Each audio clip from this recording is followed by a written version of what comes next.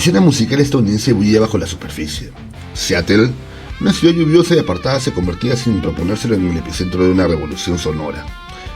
En ese caldo cultural, entre garajes húmedos, bares pequeños y sellos independientes, nacería una de las bandas más influyentes de su generación, de rock alternativo, claro está, Pearl Jam. La historia de Pearl Jam comienza antes de que el nombre existiera siquiera. Jeff Ament y Stone Gossard habían sido parte de Green River, una de las primeras bandas asociadas al movimiento grunge. Tras su disolución, formaron Mother Love Bone junto a Andrew Wood, un vocalista carismático, extravagante y con un talento poco común. La banda estaba destinada a ser grande. Habían firmado una discografía importante y su debut estaba listo. Pero lamentablemente en marzo de 1990, Andrew Wood murió por sobredosis. El golpe no solo fracturó emocionalmente al grupo, marcó a toda la escena de Seattle, y de esas cenizas nacería algo distinto. Gossard y Ament, buscando sanar y mantenerse en movimiento, comenzaron a escribir nuevo material. Reclutaron al guitarrista Mike McCready, cuyo estilo melódico y técnico equilibraba la crudeza del sonido. Grabaron una maqueta instrumental, pero faltaba una voz. Stone tocó con Mike en el ático de sus padres y sintió que lo estaba pasando bien. Tenía la visión de seguir haciéndolo, y con Mike podrían comenzar otro proyecto, pero no contaba con un viejo amigo suyo, Jeff. Fue por Mike que Stone invitó a Jeff Ament, ya que McCready insistió en invitar al bajista en honor a su larga amistad. Gossard se resistió al principio, pero luego aceptó la idea y Jeff se unió al trío. Jack Irons recomendó a Eddie Vedder, a Stone Gossard y Jeff Ament cuando buscaban un cantante, un vocalista.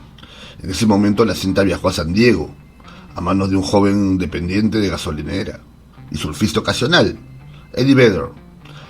Al escuchar la música, Vedder sintió algo inmediato. Una historia que debía contarse en una sola noche. Escribió letras y grabó una demo que incluía embriones de canciones como Alive, Ons, Footsteps, conocidas luego como la trilogía Noma Sound, una narrativa oscura, intensa y emocional. Al recibir la respuesta, Ament y Gossard supieron que habían encontrado a su vocalista. Vedder tomó un avión hacia Seattle. Tras una sola sesión de ensayo, la conexión fue evidente. En pocos meses la banda estaba completa, incluyendo al baterista Dave Cruzen y un nombre tentativo, Mookie Blaylock, en honor al jugador de la NBA. Más tarde, por razones legales, se convertirían en Pearl Jam. Viene la etapa de Temple of the Dog. Un breve momento, tras la muerte de Andy, Chris Cornell, amigo íntimo de Andy y quien quería rendirle homenaje, contactó a Stone y a Jeff. Cornell no solo quería grabar, sino que también quería dedicarle este homenaje con los miembros de Mother Love Bone. Con la incorporación de Matt Cameron, baterista, la banda tributo estaba completa. Pero contaba con el refuerzo de Eddie Vedder, que tocaría un dueto con Chris. Stone consideró que era un gesto generoso por parte de Chris, ya que no solo lo estaba haciendo por un homenaje a su amigo, sino que también le estaba dando la oportunidad al vocalista de una nueva banda, quien era completamente introspectivo y tímido, de liberar su voz. En ese momento Stone tuvo otra prueba de que Eddie era la persona indicada para completar su nuevo proyecto, que era Pearl Jam, obviamente. En agosto de 1991 lanzaron su álbum debut, el Ten. Lo que comenzó de forma modesta estalló con el paso de los meses. Fue un ascenso increíble. Apoyado por los videos de Alive, Even Flow y Jeremy, Ten se convirtió en uno de los discos más vendidos de la década, inclusive en un ranking mundial de la historia. Luego del Ten, el Versus de Pearl Jam, a diferencia de su álbum debut el Ten, el siguiente disco, el Versus, era más crudo, más salvaje, con canciones que exploran temas como la incomprensión y la lucha interna. El título Versus significa versus contra. Fue elegido para reflejar los conflictos y tensiones presentes en la mayoría de las canciones. El álbum se grabó en The Side, en California. A pesar de las comodidades del estudio, Eddie Vedder no se sentía conectado con el ambiente y encontraba difícil componer. Necesitaba tranquilidad, paz mental. Para superar la falta de inspiración, Vedder a veces conducía a San Francisco para dormir en su camioneta, buscando conectarse con el estado mental necesario para escribir. Brendan O'Brien produjo el álbum y ayudó a la banda a grabar las canciones como si estuvieran tocando en vivo. creando un sonido más crudo y orientado a la banda. El título Versus se convirtió en un símbolo de conflictos internos y de las luchas contra las fuerzas externas, con canciones que abordaban temas como los conflictos familiares y la incomprensión.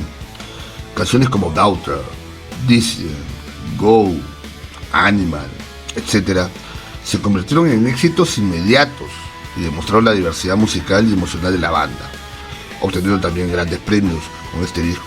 El álbum fue visto como una declaración de principios y una conexión auténtica con su público que buscaba respuestas y autenticidad en medio del ruido de la época. Llegó el momento del Unplugged de Pearl Jam.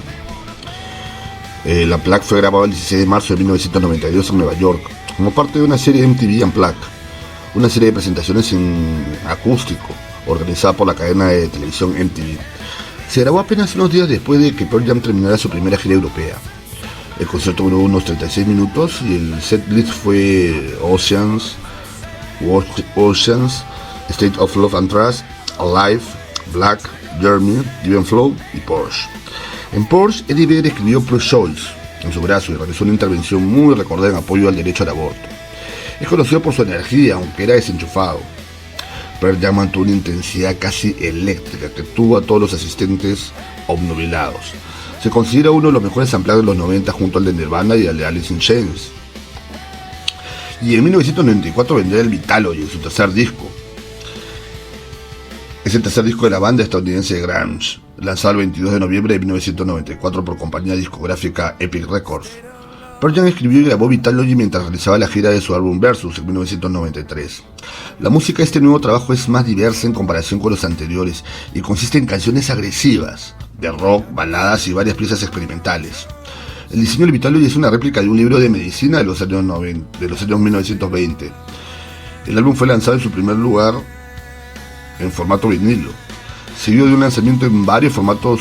El 6 de diciembre de 1994, Vitalogy se convirtió en el segundo álbum más vendido en la carrera de la banda desde su lanzamiento, el disco compacto, siendo solo superado por el Versus, y logró 5 discos de platino de la RIAA en Estados Unidos. Pero Pearl Jam volvió a trabajar con el productor Brendan O'Brien para su tercer álbum. La banda escribió muchas de las canciones durante las pruebas de sonido de su disco Versus en su tour, y la mayoría de las canciones del álbum fueron grabadas durante los días de descanso de la gira.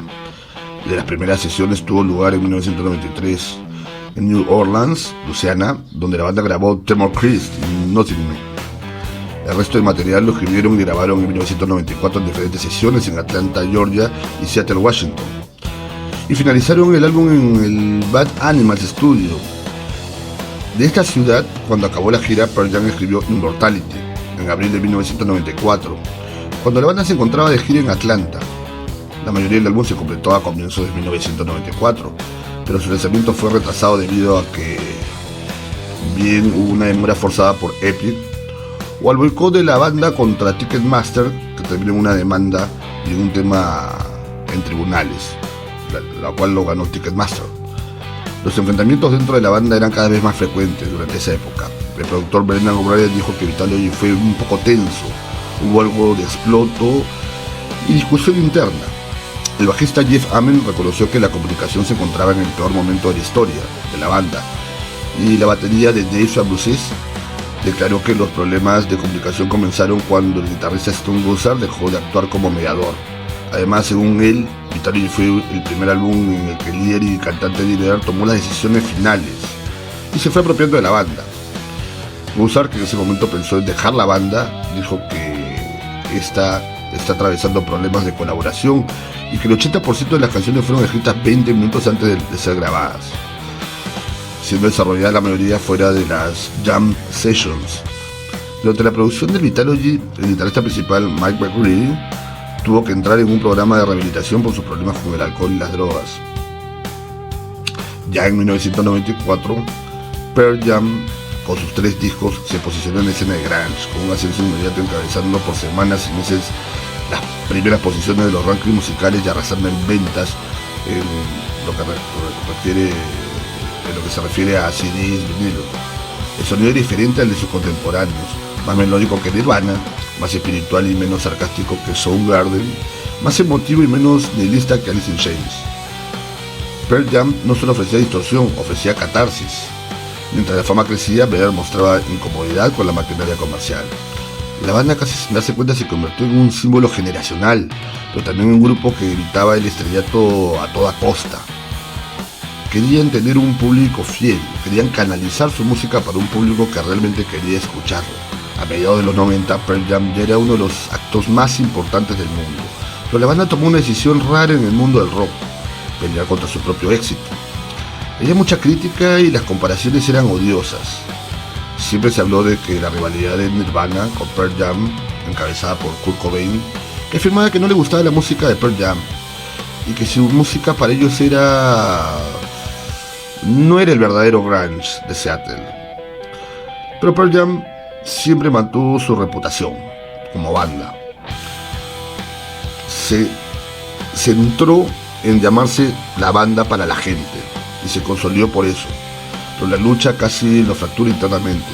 Aún así siguieron adelante, manteniendo una ética férrea y un vínculo único con sus fans, que en ese momento tenía una captación enorme a nivel mundial. Durante esta etapa, Pearl Jam se reinventó constantemente. La banda publicó discos más experimentales y de tono variado. No Code, 1996, algo introspectivo y espiritual, tuvo una buena acogida inicialmente, pero luego se fue diluyendo. Yield, en 1998, un retorno a la cohesión y una muestra de madurez, pero que no tenía la repercusión de sus 3 primeros discos de su tridente exitoso.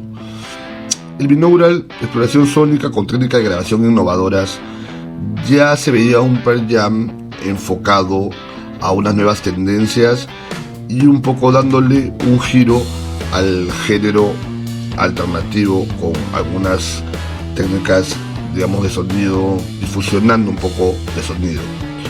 El Riot Act 2002 representa un mundo post 11 de septiembre, más político, más inclinado a la protesta política. También tuvieron tragedias como la de Roskilde en 2000 en Dinamarca, donde un accidente durante su presentación resultó en la muerte de 9 fans, que murieron aplastados o asfixiados. Este hecho marcó a la banda profundamente, pero también reforzó sus lazos personales y su compromiso con la seguridad en los conciertos. Ya a mediados del 2000, Pearl Jam ya era una banda de grunge que se había convertido en una institución y encabezaba como uno de los referentes de rock alternativo o el grunge. El álbum Pearl Jam del 2006, llamado Avocado, mostró a la banda en plena forma combativa. Canciones como Worldwide Suicide evidenciaron una energía renovada. Vendrían luego Backspacer 2009, sonido optimista, directo, influenciado por el punk melódico, algo muy similar a la tendencia de Pink Floyd. Y Lightning Bolt 2013, una mezcla equilibrada entre la madurez y nervio. La banda continuó girando, sumando nuevos fans, mientras los veteranos seguían fielmente a su lado, llenando estadios o coliseos donde se presentaran. Y hubo un momento más que estelar para Pearl Jam, el momento estelar de la ceremonia 2017 de inducción al Salón de la Fama del Rock and Roll fue para Pearl Jam, quienes ingresaron a la institución a 25 años después de la salida del Ten, su primer disco de estudio. Con un notable discurso de David Letterman, que reemplazó a Neil Young como el encargado de dar la bienvenida a la banda de Seattle por los problemas de salud del padrino de grunge, Pearl Jam tomó el escenario para discursos y reflexiones. Pearl Jam, ustedes son mis hermanos, dijo el guitarrista Mike McCready, agregando que Duff McKagan, una vez que dijo que uno solo es tan bueno como la gente de la que se rodea. El bajista Jeff Ament compartió que hacer música, hacer arte, viajar por el mundo, hacer pequeñas diferencias, esa es una vida bastante buena. Eddie Vedder aprovechó de entrega un mensaje político en la ceremonia. La humanidad tiene mucho que mejorar todavía. El cambio climático es real, no somos noticias falsas. No podemos permitirnos que las generaciones futuras miren hacia atrás y digan: ¿cómo es que no hicieron todo lo humanamente posible? No tenemos otros 108 años, la referencia al tiempo que los Chicago Cubs se demoraron en ganar la Serie Mundial. La banda tocó Alive con su primer baterista, Dave Klusen. Luego Matt Cameron tomó su ya habitual lugar en la batería para una emotiva Learn to Fly y una gloriosa y extendida Betterman. Pero no todo queda ahí. Pearl Jam no ha dejado de actuar, grabar ni evolucionar. Su presencia en vivo se volvió legendario. Conciertos largos, repertorios que cambian cada noche y la conexión personal de Vedder con el público. El álbum Gigaton 2020 mostró preocupación ambiental y un sonido más experimental. En el 2024 el grupo lanzó Dark Matter, considerado por muchos como su disco más vigoroso en los últimos años. A pesar del paso del tiempo, la alineación principal se mantiene estable y sólida, un logro raro en el rock contemporáneo, en el grunge, sabiendo que a lo largo del tiempo es la banda que está en permanencia con el género. Si bien ya los extintos grupos como Soundgarden, Stone Temple Pilots, Alice in Chains desaparecieron de la escena, el único que se mantiene vigente del género grunge, rock grunge alternativo, es Pearl Jam, justamente. Pearl Jam no solo definió una generación, la acompañó durante 3 décadas, creciendo con ella. Su historia habla de resiliencia tras la pérdida, activismo sin buscar aplausos, creatividad sin concesiones. Pearl Jam es sinónimo de comunidad entre banda y público, conexión entre banda y más de 3 generaciones al pie del cañón.